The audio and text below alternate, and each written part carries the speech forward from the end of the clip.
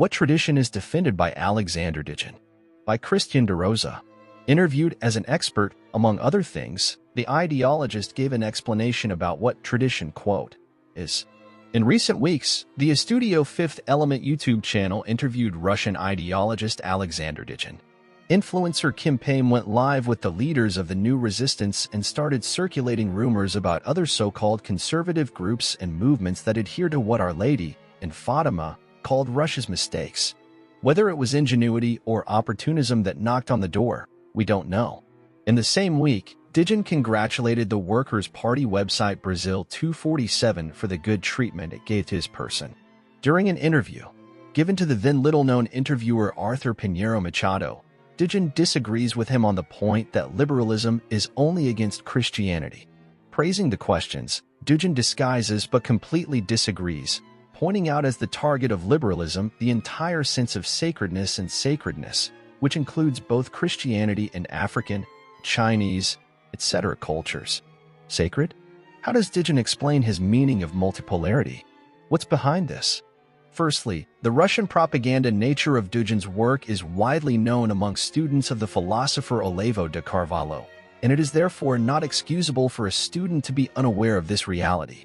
Last month, the National Studies Institute offered a course on the spiritual roots of globalism and Eurasianism. The course is still open for registration for anyone interested, in which I explained several terms summarized in some articles on this website. What has been left aside by the curious or media enthusiast of Dugin's new Russian proposal is the occult nature of the meaning that Dugin gives to the word tradition, a term about which the Fifth Element channel called on Dugin to clarify on condition. Expert. Tradition, for Dugin, is aligned with the understanding of his spiritual and political masters, linked to two main esoteric currents, the traditionalism of René Guénon and Völkisch occultism or Wotanism, Norse cult of Odin. The latter was originally rescued by the pan-German Ariosophists who influenced the mystique of German National Socialism. Ariosophy is a Germanic version of Theosophy, created by the German-Russian Helena Blavatsky. Blavatsky's doctrine of root races is considered a precursor of both Nazism and the New Age movement, being particularly influential in the creation of modern genetic engineering, the basis of current globalist transhumanism of which Dugin claims to be a staunch opponent. From Guénonian traditionalism, Dugin removed the belief in the existence of a primordial tradition that would unite, in origin, all traditional religions, being the basis for the current interreligious dialogue, according to Guénon, distorted by the New Age movement. For Guénon, traditionalism is far superior to the mere syncretism of the new era. However, if the new era is defined as religious indifferentism, the perennialism of Guénon and others is easily defined as a gourmetized version of the same indifferentism, transposed from the exoteric, external vision to an internal and esoteric aspect, instead of mere religiosity, or spirituality, now linked to the highest term, tradition.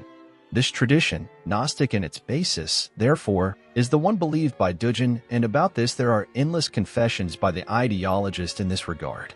Worse than that is his confession that his preferred Gnostic line is what Guénon called counterinitiatic, that is, the left-hand path, the same one adhered to by Hitler and the very basis of all revolutionary mysticism, the path of metaphysical revolt, destruction, and war. Therefore, the Duginist tradition is the anti-Christian tradition par excellence, and this is the reason why the thinker ignored the question about the target of liberalism and Christianity.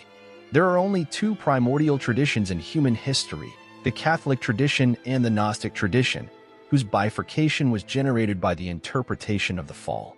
For the Abrahamic and Jewish tradition, from which Christianity arose, Adam and Eve were deservedly expelled from paradise for disobedience to God by giving in to the temptation of the serpent, the devil. In the other tradition, the serpent represents knowledge, and the temptation would have been, in fact, the liberation of man from the darkness imposed by the Creator God, evil in his essence. This last tradition began to spread around the 2nd century from apocryphal Gospels and was opposed by several church fathers, such as Saint Ignatius of Lyon.